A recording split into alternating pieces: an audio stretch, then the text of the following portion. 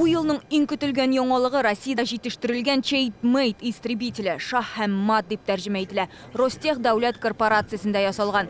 Самолет яңартылган хәрби техника тамашачыларга әле беренче тапкыр тәкъдим ителә.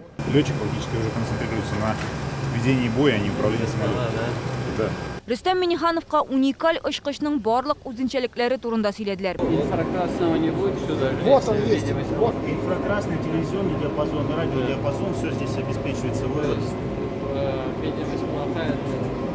Да, можно пилотировать. Макс авиасалонында пандемия сәбәпле кеше күп булмаса да, авиация белгечләренең кызыксынуы зур. Монда Татарстаннан да 18 предприятие катнаша. Республикада уйлап табылган яңа технологияләрне тәкъдим итәләр. Привезли, как и на каждый Макс, в принципе, новинки. Макс авиасалонында без яңалыклар белән таныштырырга тырышабыз. Бу иң беренче чиратта Казанда җитештерелә торган Ансат вертолетларының яңартылган Ансат М түре.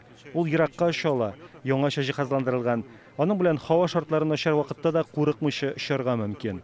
Жуковский аэродромында тәкъдим ителүче заманча очкычлар һәм вертолетлар дөньяны шаулата. Менә Россиядә җитештерелгән МС-21-300 самолеты киләчәктә Боингларны алмаштырачак. Пилот кабинасында барда яңаша, белгечләр аны пыяла кабина дип атый. Рөстәм Миңнеханов Волга-Днепр компаниялар төркеме җитәкчелеге белән хезмәттәшлек итү хакында килешүне имзаладылар. Бу авыр һәм зур йөк ташучы алдынгы оешмаларның берсе. Очрашуда шулай ук Казанда электрон сәүдә һәм хезмәтләр күрсәтү буенча конференция уздыру турында да сөйләштеләр.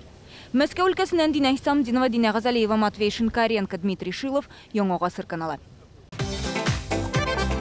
Көтелмәгән кунак көттереп кенә интернет челтәрләренә дә килеп җитте.